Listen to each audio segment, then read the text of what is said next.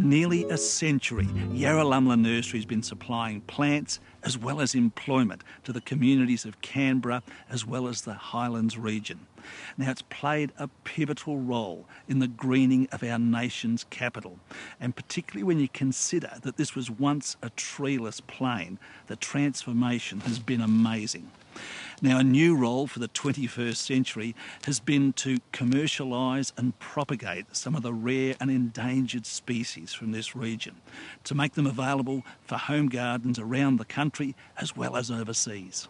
Farley Haywood manages sales for the business unit.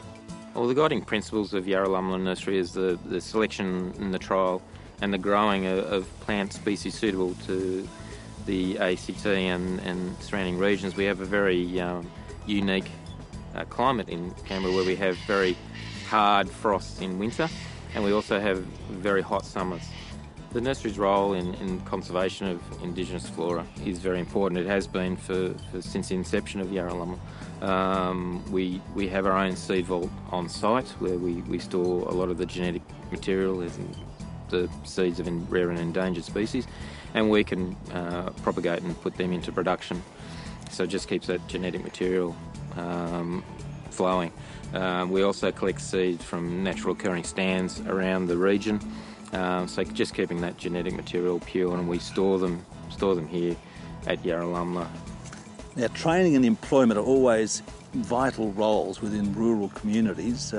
What's been the job of Yarralumla Nursery in that respect? We provide employment and training for special needs organisations such as Kamari and Black Mountain School.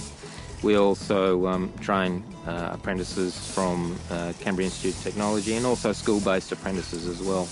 So this is the largest nursery in the southern tablelands. What has that enabled you to do? Well, it enables us to use the latest technology in growing media and also in growing containers. We have a huge range that we grow, right from tube stock up to 150, 200, 300 litre advanced trees.